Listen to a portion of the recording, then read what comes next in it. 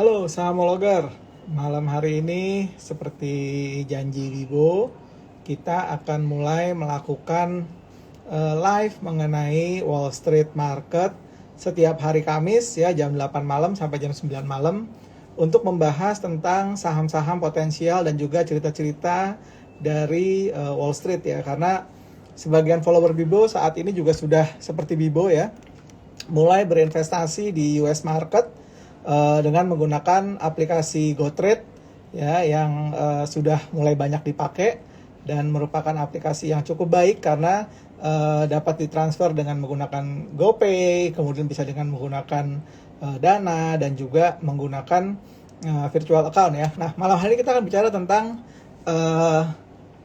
bagaimana sih pengaruh dari tapering ya terhadap saham-saham finansial di Amerika Serikat ya, di Wall Street. Sebagai catatan, mulai tanggal 7 November 2021, perdagangan di Wall Street itu dimulai jam 9.30 malam ya. Kalau sebelumnya kita bertransaksi mulai jam 8.30 malam, maka mulai tanggal 7 November 2021 kita mulai bertransaksinya kembali ke waktu normal di 9.30 malam. Kenapa? Karena daylight saving sudah selesai ya. Jadi kalau di Amerika itu setiap tahunnya ada periode di mana jamnya itu maju dan mundur ya. Dan saat ini daylight savingnya udah selesai, jadi kembali ke waktu normal. Artinya apa? Mundur 1 jam lagi ya, jadi dari jam 9.30 sampai dengan jam 4 pagi. Nah, malam hari ini kita akan bahas tentang saham-saham finansial ya yang ada di market US. Kalau kita tahu bahwa di Amerika Serikat sendiri itu ada beberapa sektor, mirip seperti di Indonesia. Jadi ada sektor energi, sektor material, sektor industrial, sektor consumer discretionary, consumer staples, healthcare, finansial, information technology, communication services, utilities, dan juga real estate. Nah, kalau untuk sektor finansial sendiri, ya, sektor finansial sendiri itu subnya ada perbankan, ya. Kemudian ada mortgage finance ya. Kemudian ada diversified financial services. Kemudian ada consumer finances, kemudian ada capital market, kemudian ada insurance dan ada REITs atau real estate investment trust. Nah, yang biasa teman-teman kenal seperti di Indonesia itu kan mungkin paling banyak adalah banking ya. Tapi kalau di Amerika itu sektornya itu dari finansial ada industri banking ya. Bahkan banking sendiri ada diversified banking, ada regional banking. Kalau kita bicara tentang mortgage finance itu mungkin hanya mortgage ya, mortgage finance ya, dalam arti dia fokus ke kayak BBTN lah di Indonesia. Kalau diversified financial services ada yang multisektor, ada specialist finance dan juga ada other diversified financial services. Kalau consumer finance sudah jelas ya, dia memberikan lending. Kalau capital market ada asset management, kemudian ada investment banking, ada diversified capital market, dan juga ada financial exchange and data. Kalau insurance ada insurance broker, life and health insurance, multi-line insurance, property and casualty insurance, dan juga ada reinsurance. Nah, jadi memang di sini jelas bahwa sektor finansial di Amerika Serikat ini begitu multi ya, begitu vari. Karena kalau kita lihat aja beberapa yang cukup besar namanya mungkin teman-teman sudah kenal gitu ya. Di antaranya adalah kita lihat ya, kalau kita lihat yang paling besar itu kalau dari sisi finansial mungkin teman-teman ada Berkshire Hathaway ya. Kemudian ada JP Morgan, mungkin teman-teman paling kenal ya, Bank of America. Kemudian ada Wells Fargo, ada Morgan Stanley, ada Citigroup, ada lagi Charles Schwab, perusahaan brokerage, ada Goldman Sachs gitu ya, dan ada BlackRock ya, perusahaan asset management. Jadi memang perusahaan-perusahaan ini masuk dalam sektor finansial. Dan sektor finansial, kalau teman-teman misalnya kesulitan untuk men-track satu persatu, paling gampang adalah teman-teman melihat dari performa salah satu ETF ya, ETF sektor finansial yang paling terkenal, yang paling banyak orang beli dari Spider ya, dari Spider itu adalah XLF kodenya ya. Jadi XLF. Jadi kodenya kalau teman-teman mau nge-track financial services di US itu adalah XLF, merupakan kode dari ETF yang men-track sektor finance ya.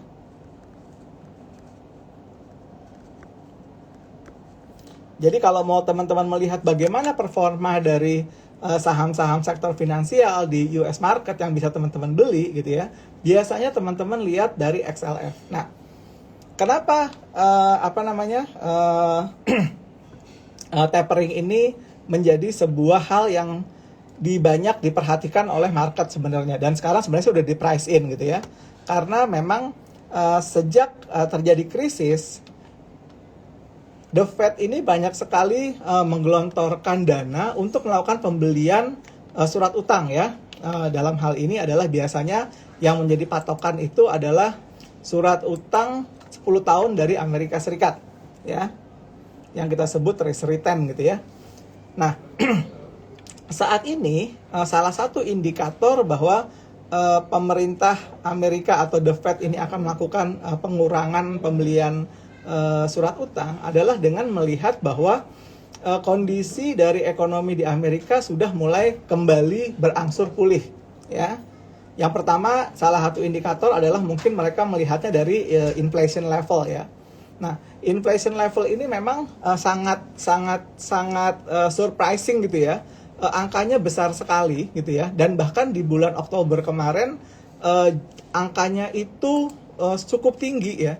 Cukup tinggi sehingga kemarin itu hampir seluruh indeks di US market itu terkoreksi ya, karena memang year to year itu ya, Oktober tahun lalu sampai tahun 2020 sampai tahun 2021 itu bertumbuh 6,2%. Jadi inflasinya itu sampai di level 6,2% gitu ya. Nah, hal ini menjadi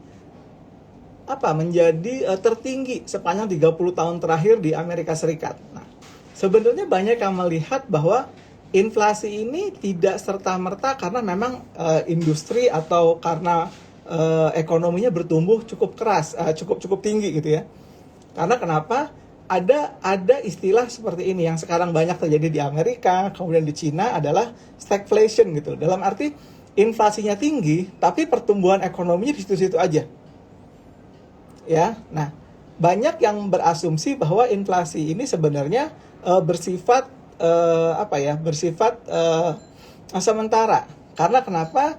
Karena supply-nya masih belum bisa catch up dengan demand yang tumbuh setelah pemerintah Amerika menggelontorkan begitu masif stimulus. Ya, jadi memang bukan betul-betul karena terjadi ekonominya udah bertumbuh sangat pesat sehingga inflasinya juga tumbuh cukup tinggi. Ya, nah, oleh karena itu salah satu hal yang disampaikan adalah saat ini mungkin inflasinya tinggi, tapi sebentar lagi juga inflasinya ini mungkin akan segera melandai. Kenapa? Salah satu indikator yang terjadi adalah dalam salah satu report gitu ya, saat ini biaya shipping untuk barang-barang produksi itu sudah mengalami penurunan ya. Kenapa? Artinya apa? Kalau dulu kan supply dan demand ini dalam pendistribusian barang terjadi kelangkaan distribusi ya, sehingga shipping ini biayanya meroket. Ya, saat ini shipping sudah mulai melandai harganya ya, atau biayanya, sehingga menjadi satu indikasi bahwa kemungkinan inflasi sudah mulai akan terkontrol. Karena kenapa? Arus barang itu sudah mulai normal kembali. Terbukti dari arus distribusi yang dinyatakan dengan biaya shipping itu sudah mulai kembali normal. Ya, kembali normal. Dan ini yang membuat banyak yang optimis bahwa inflasi sebentar lagi juga akan terkendali gitu ya di US market. Nah, tetapi pemerintah Amerika juga tidak akan serta-merta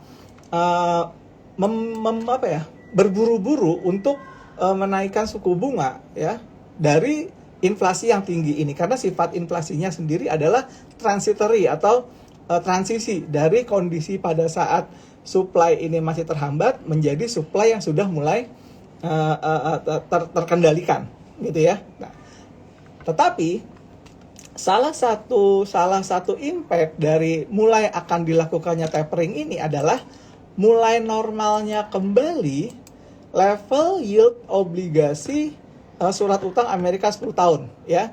Sebagai catatan, saya buka datanya dulu ya sebentar. Sebagai catatan, di US market saat ini untuk surat utang 10 tahun gitu ya, sudah hampir mencapai level yang sama sebelum pandemi ada ya. Semalam ditransaksikan di level 1,57%. Nah, ini mirip dengan kondisi pada saat sebelum pandemi, ketika di bulan Desember 2000-an gitu ya, itu sudah di level 1,8. Jadi artinya apa? Artinya dari sisi pelaku pasar pun sudah mulai melihat bahwa kondisi ini sudah akan kembali ke normal dalam waktu dekat. Ya, dan ini ya dengan tingginya atau naiknya kembali yield surat utang ini akan punya impact sangat bagus untuk saham-saham finansial di Amerika Serikat. Ya. Baik itu saham-saham finansial yang terkait dengan perbankan, baik itu dengan mortgage, baik itu dengan capital market gitu ya. Sehingga banyak yang mulai sekarang kembali melihat kembali target dari harga saham-saham finansial tersebut ya. Nanti kita lihat ya beberapa target finansial stok ya di US market, harga sekarang dibandingkan dengan harga proyeksi dari beberapa analis ya. Jadi mungkin kalau teman-teman nanti mulai berinvestasi di US gitu ya, untuk jangka panjang, bisa melihat bahwa dengan mulai adanya tapering, kemudian mulai kembalinya yield surat utang ke level yang hampir sama dengan level sebelum pandemi, kemudian nanti tahun 2022 juga sudah mulai ada kenaikan suku bunga, ini akan menguntungkan buat saham-saham finansial ya, tetapi tidak menguntungkan buat saham-saham growth stock ya, kayak saham-saham teknologi itu nggak menguntungkan. Nah, sekarang kita lihat ya beberapa target harga dari perusahaan-perusahaan finansial yang besar di Amerika. Yang pertama kita lihat dari saham salah satu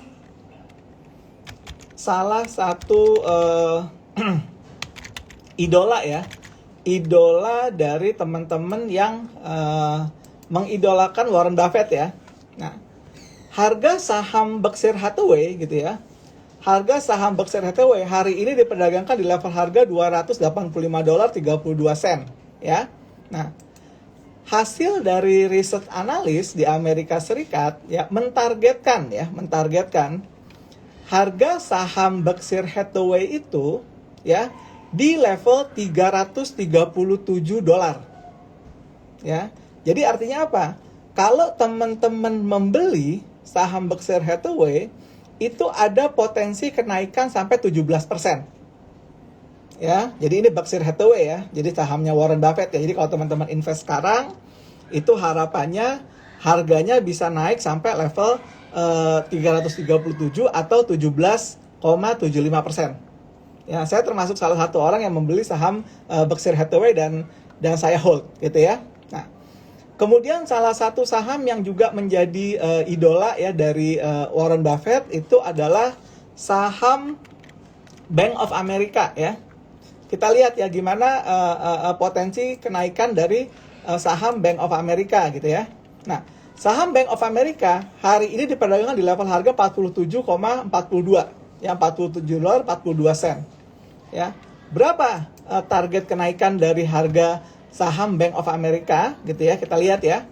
Berdasarkan proyeksi dari analis adalah saham Bank of America sebenarnya ini sudah mencapai targetnya ya di $47.34.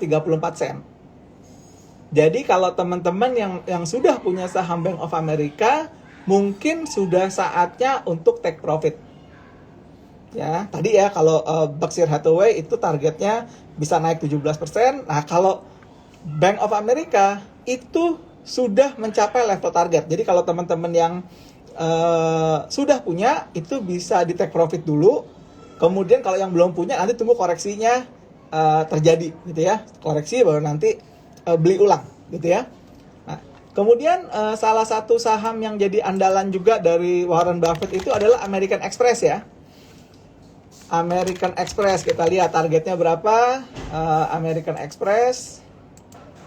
Nah, American Express saat ini diperdagangkan di level harga $181.39 gitu ya.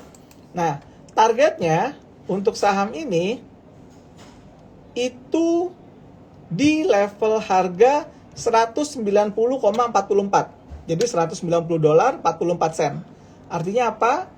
Untuk harga sekarang itu masih ada potensi kenaikan hanya sampai 4,64%. Jadi untuk teman-teman yang misalnya let's say sudah punya, itu siap-siap profit taking di level harga 190-an dolar ya. Kalau yang belum punya, teman-teman harus berpikir apakah di harga 190 dengan kondisi bahwa upside-nya hanya 4,6% ini cukup menarik untuk diinvestasikan. Ya, kalau saya sih melihatnya tidak menarik gitu ya, tidak menarik. Oke, kita lihat yang berikutnya ya, jagoan-jagoan dari finansial. JP Morgan ya, kita lihat JP Morgan. JP Morgan ini terkenal banget ya, direktur utama juga atau CEO-nya Jamie Dimon juga sangat terkenal gitu ya. Saat ini diperdagangkan di level harga $168 ya, $168. Dan kita lihat berapa target harganya dari JP Morgan ini kalau kita beli di level harga sekarang. Sama juga ya, sama juga seperti tadi American Express, ini sudah dekat dengan targetnya ya. Target harga atau target cuan dari JP Morgan adalah di $175. $175. Artinya apa? Masih ada 4% room untuk kenaikan. Ya. Jadi kalau teman-teman merasa bahwa 4% ini cukup untuk satisfy investment teman-teman, ditambah juga dengan mereka rajin memberikan dividen 2% per tahun, ya teman-teman bisa melihat ini sebagai sebuah peluang gitu ya. Nah, yang berikutnya kita lihat setelah JP Morgan, salah satu bank besar di Amerika adalah Citigroup ya. Saya investasi di Citigroup ya. Saya investasi di saham Citigroup dan walaupun berfluktuasi, kita lihat saat ini Citigroup ya. Citigroup itu diperdagangkan di level harga $68.41 ya. Citigroup itu $68.41. Dan kalau kita lihat target harga dari para analis terhadap Citigroup ini adalah di level harga $85. Nah, kenapa saya tertarik untuk berinvestasi di Citigroup? Karena potensi upside-nya masih 24,21%. Jadi kalau misalkan let's say nih ya, Citigroup lagi turun atau apa, saya cenderung untuk berusaha untuk cari dana untuk membeli saham Citigroup. Karena saat ini target harga rata-rata dari para analis itu ada di level $85. Jadi saya akan beli sekarang di level harga 68, 67, 65 seperti itu. Lalu saya akan jual di level harga $85. Ya. Kemudian kita coba lihat lagi setelah Citigroup. Ya, jadi kalau tadi ya yang menarik ya, Berkshire Hathaway menarik, Citigroup menarik gitu ya. Kemudian kita lihat lagi yang berikutnya adalah perusahaan yang terkait dengan financial services dari apa coba teman-teman yang mau ditanya nih, saham apa yang dari US market yang terkait dengan sektor finansial. Tadi udah saya jawab Citigroup, JP Morgan. Oh, kita coba lihat saham-saham dari perusahaan-perusahaan ini ya, Goldman Sachs ya. Ini juga perusahaan besar ya, GS ya. GS itu harganya sekarang di $401 ya, di $401, dan target harga para analis adalah di level harga 452. Jadi masih ada room 13%. Ya. Jadi kalau teman-teman mau berinvestasi di saham Goldman Sachs, itu potensi kenaikannya bisa di 12,9%. Ya. Kemudian yang berikutnya kita lihat lagi, kalau ngomongin Goldman Sachs nggak sah kalau nggak ngomongin Morgan Stanley ya. Saya termasuk investasi di Morgan Stanley saat ini, harganya di 98,2, dan target harganya Morgan Stanley itu ada di level 14,4 ya, 14,4. Jadi cukup bagus ya. Jadi di atas 10%. Jadi kalau saya berusaha untuk melihat kenaikan harga di atas 10% itu adalah upside-nya itu adalah sebuah buy signal buat saya. Jadi kayak tadi ya, saya punya Morgan Stanley, saya punya Citigroup, karena memang room untuk kenaikannya pada saat saya berinvestasi saham ini cukup besar ya. Oke, tadi Citibank udah ya, nanti teman-teman bisa lihat lagi di IGTV-nya kalau udah selesai. Lalu kita lihat Wells Fargo ya.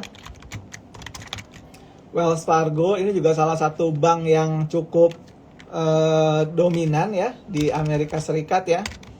Wells Fargo. Gitu ya, kita lihat Wells Fargo gitu ya. Wells Fargo Bank.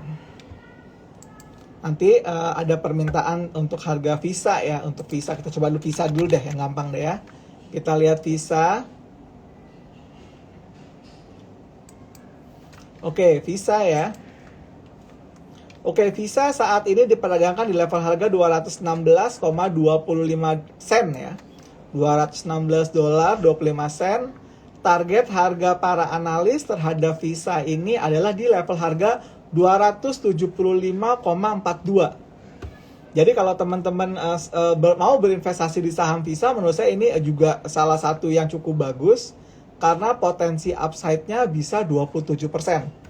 Tadi yang bagus-bagus ya, Berkshire Hathaway bagus upside-nya, kemudian Citigroup, kemudian Morgan Stanley, Goldman Sachs, Visa, dan kita lihat juga sekarang kompetitornya ya, Mastercard ya, kita lihat ya, Mastercard, MC ya, Mastercard, kita lihat MA, kita lihat ya, Mastercard gimana? Kalau Mastercard itu sekarang diperdagangkan di level harga 357,94 sen ya.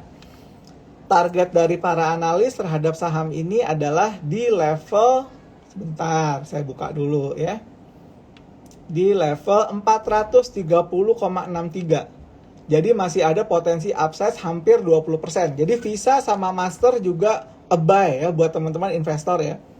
Ya, jadi Visa dan Master ini betul-betul dua yang akan terimpact banget ketika reopening ekonomi juga akan mulai masif ya di US market. Jadi memang adanya tapering, kemudian adanya rencana kenaikan suku bunga, adanya pembukaan ekonomi, ini sangat menopang sekali bisnis-bisnis finansial, baik itu perbankan maupun payment processor. Ya, kenapa? Karena memang dengan makin aktifnya kembali orang berbelanja, makin aktifnya kembali orang bertransaksi, itu diharapkan membuat performa dari bisnis-bisnis keuangan juga akan semakin moncer gitu ya, akan semakin moncer ya. Tadi Visa udah, Mastercard udah, apalagi kira-kira teman? Silakan nanti biar Bibo bahas di sini sahamnya apa, kemudian target harganya berapa, potensi upside-nya berapa, beli apa enggak gitu ya. Tadi Citigroup udah. Mungkin teman-teman yang bilang ini PayPal ya. Mungkin ada yang punya PayPal gitu ya. PayPal gimana Bibo gitu kan, itu kan juga salah satu jasa finansial gitu ya. Kita lihat ya, kalau PayPal itu saat ini diperdagangkan di level harga 206,25 ya, dolar ya. Nah, target harga dari PayPal sendiri itu di 292,5. Ya. 292,5 artinya apa? 41,82% ya. 441,82%. Jadi teman-teman yang sudah beli saham PayPal, ada baiknya di hold dulu ya, ada baiknya di hold dulu. Tujuannya apa? Supaya bisa nanti take profit di area sekitar 292 ya.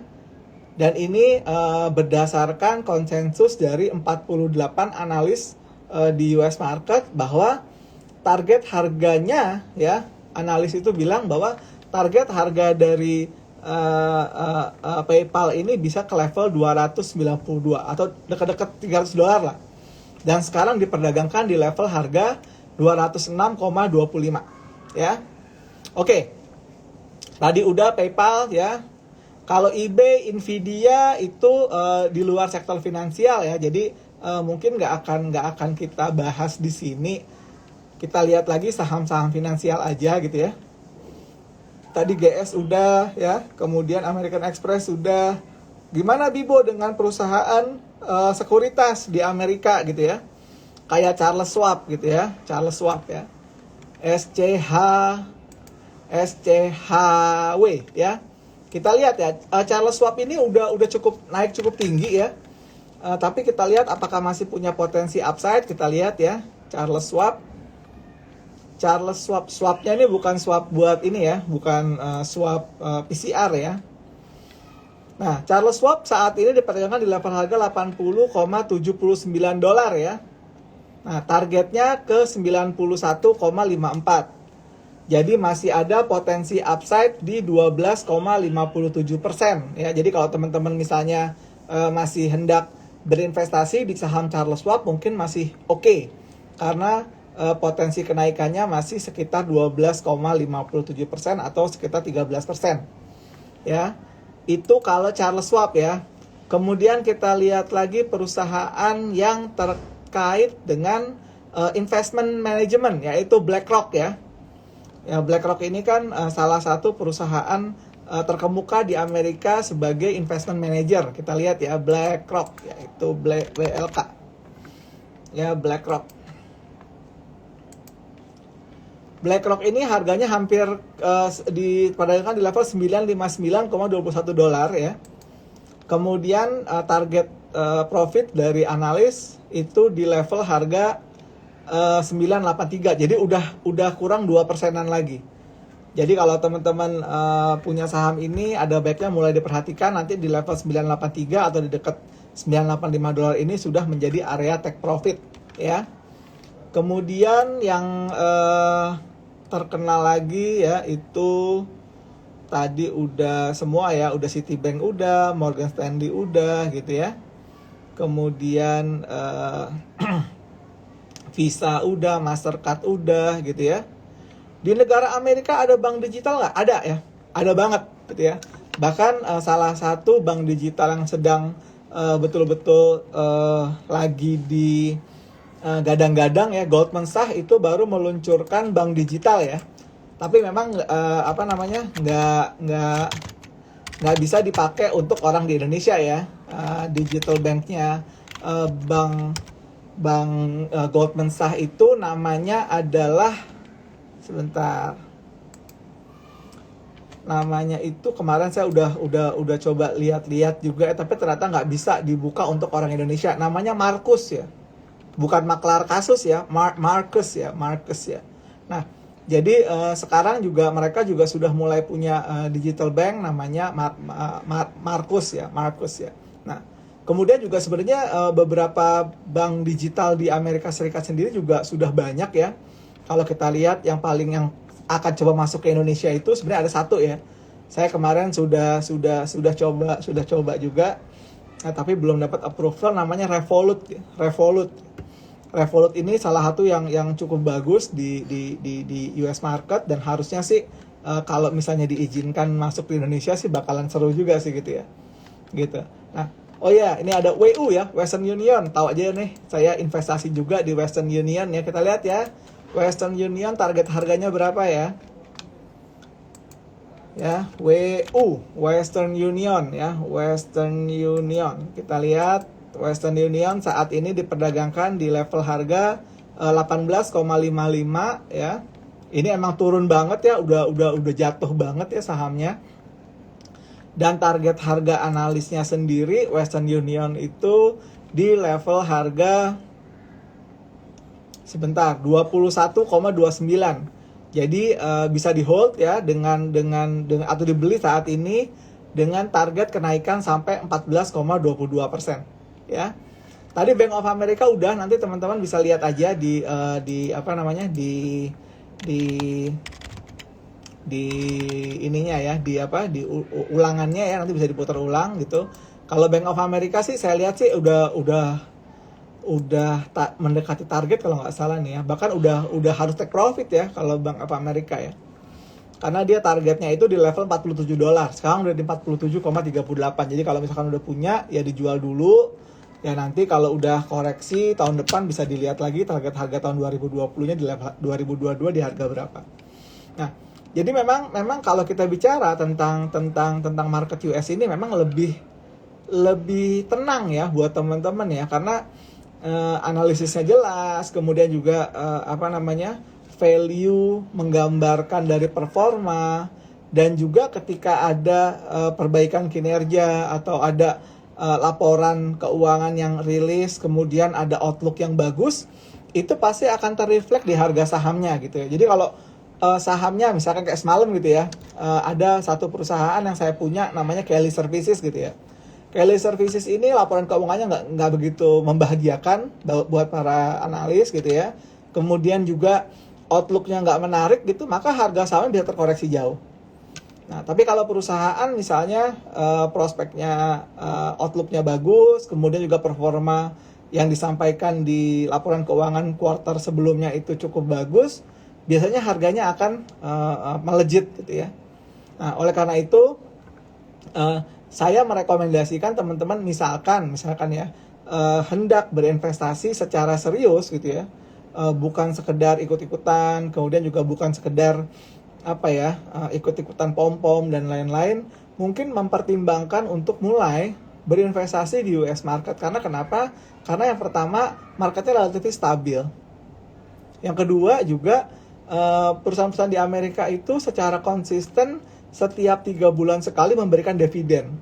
Jadi kalau teman-teman misalnya mencari perusahaan yang bisa membayarkan dividen 10 tahun 4 kali, itu ada baiknya mulai berpikir untuk berinvestasi di US market. Ya, jadi marketnya stabil, kemudian juga mostly perusahaan memberikan dividen 4 kali dalam setahun, ya. Kemudian value itu menggambarkan harganya, ya, value menggambarkan harganya. Lalu yang keempat adalah marketnya cukup liquid ya. Jadi kalau teman-teman mau beli dan jual itu pasti ada yang beli atau ada yang jual. Apalagi perusahaan-perusahaan yang besar kita sebut ya, kayak misalkan Bank of America, American Express, Goldman Sachs, Morgan Stanley, JP Morgan, Citigroup, seperti itu pasti ada pembeli dan ada penjualnya. Nah, yang terbaik lagi adalah untuk berinvestasi di US sekarang ada sistem fraksional ya. Jadi teman-teman tadi ya, misalkan mau membeli Goldman Sachs di harga 400 nggak punya duit gitu ya. Nah, teman-teman bisa membeli dengan fraksinya. Misalkan teman-teman beli $450 atau beli $10 itu bisa. Dan itu dimungkinkan dengan menggunakan GoTrade ya. Jadi teman-teman yang belum punya GoTrade nanti bisa buka GoTrade ya. Saya kasih linknya juga itu di sini ya. Dengan memasukkan kode 47982 supaya dapat diproses dengan mudah, sehingga teman-teman bisa start investasi di Amerika. Ya. Nah, ini yang membuat kenapa market US itu betul-betul kalau laporan keuangan kamu bintang 5, pasti performa saham kamu juga bintang 5. Kalau di Indonesia kan bisa aja gitu ya, sahamnya performanya bintang 5 tapi tidak terrefleksikan di harganya gitu ya. Nah, ini yang membuat kalau teman-teman misalkan serius, teman-teman mau mengaplikasikan semua ilmu-ilmu yang teman-teman dapat, teman-teman punya tentang sahamnya, baik itu analisis fundamental, analisis teknikal itu ya. Itu hanya betul-betul bisa diimplementasikan secara real, secara nyata di US market. Ya. Jadi nanti teman-teman mulai coba belajar lagi. Nanti saya juga akan coba dalam setiap minggu akan ulas beberapa saham. Misalnya kan kalau hari ini kan saya ngomong finansial ya. Saya bicara tentang saham-saham finansial. apa-apa saja yang bisa tetap dibeli gitu, di Visa, Mastercard, kemudian Citigroup ya, Morgan Stanley gitu ya. Kemudian Berkshire Hathaway itu bisa teman-teman keep karena potensi upside-nya masih tinggi. Yang lain potensi upside-nya mungkin sudah cukup dikit gitu ya, cukup tipis gitu, sehingga room untuk kenaikan harganya juga menurut saya sih lebih tipis ya. Jadi carilah yang potensi upside-nya lebih gede dibanding dengan harga sekarang. Gitu ya. Nah, oleh karena itu teman-teman pantau terus saja setiap hari Kamis saya akan coba terus bahas tentang US market ya. Nah, saya akan coba jawab beberapa pertanyaan di sini ya. Kalau invest di US pakai RDN juga enggak ya? Di Amerika nggak ada RDN, ya. Adanya custodian bank gitu ya. Jadi nggak ada kayak di Indonesia gitu. Oh, buka RDN BCA, buka RDN ini. Saya pakai macam-macam gitu. Kalau misalkan saya investasinya di saham di saham pakai GoTrade gitu ya, custodian banknya BMO Harris, ya, bank gede di Amerika. Kalau saya investasinya pakai Interactive Broker, custodian saya itu di JP Morgan, ya.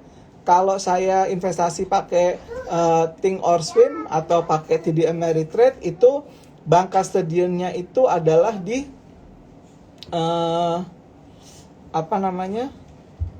kalau nggak salah JP Morgan juga deh, saya lupa. Ketika kita berinvestasi di US memang caranya berbeda ya dengan di Indonesia gitu. Jadi nggak ada RDN, nggak ada apa seperti itu. Nanti kita akan bahas tentang market US lebih detail. Saya mungkin bulan Desember nanti akan buka salah satu kelas free buat semua teman-teman trading saham Amerika dari nol ya. Jadi bagaimana kita bisa trading saham Amerika dari nol. Jadi kalau teman-teman mau trading saham di Amerika atau beli saham di Amerika, investasi di saham Amerika, lupakan apa yang teman-teman tahu tentang trading saham di Indonesia. Ya, karena berbeda sekali, berbeda aturan, berbeda rules, berbeda fee ya, biaya-biaya juga berbeda banget gitu ya. Karena di US market itu biayanya mostly beberapa sekuritas itu biayanya 0. Gitu ya. Dan kenapa bisa 0 ya, karena mereka juga punya sistem market maker ya. Jadi makanya mereka bisa 0 gitu biaya brokerage fee-nya gitu ya. Nah, jadi setiap hari Kamis ya, kalau hari ini saya bicara tentang saham-saham finance karena faktor dari mulai membaiknya ekonomi, kemudian juga rencana tapering, kemudian juga kembalinya level tingkat suku bunga atau yield dari surat utang sama hampir mendekati level sebelum pandemi. Maka mungkin minggu depan saya akan bicara tentang saham-saham yang terkait dengan consumer discretionary ya. Jadi kalau saham consumer discretionary ini saham-saham kayak Tesla kayak gitu ya, kemudian kayak Amazon gitu, itu termasuk kategori consumer discretionary. Kalau consumer staples itu kayak saham-saham yang kayak di Indonesia kayak Unilever, kayak kemudian HM Sampurna kayak seperti itu ya. Nah, jadi ada baiknya memang teman-teman mulai membuka diri untuk tidak hanya berinvestasi di saham dalam negeri, tetapi juga mulai berinvestasi di saham-saham US market karena mendapatkan exposure yang lebih baik untuk belajar ya secara keilmuan, dan juga bisa melatih diri menggunakan analisis sebagai dasar untuk keputusan untuk membeli dan menjual, bukan sekedar gosip atau sekedar berita-berita yang nggak jelas gitu ya. Itu aja dari Bibo untuk malam hari ini. Semoga membantu dan semoga bisa mencerahkan. Jadi kalau pesan Bibo, kalau yang mau dibeli ya, Berkshire Hathaway, Visa, Master, kemudian PayPal ya, Western Union boleh ya, Citigroup, kemudian tadi Goldman Sachs, Morgan Stanley, sama Berkshire Hathaway. Itu aja dari saya. Ketemu lagi minggu depan, dan minggu depan kita akan bahas tentang saham-saham consumer discretionary. Bye-bye. Happy cuan buat teman-teman semua yang udah berinvestasi di US market. Kayak semalam Bibo habis untung banyak dari saham Roblox yang karena performanya bagus ya, sehingga sahamnya naik 30%. Bisa teman-teman baca ceritanya di di Postgate ya. Itu aja, selamat malam. Wassalamualaikum warahmatullahi wabarakatuh.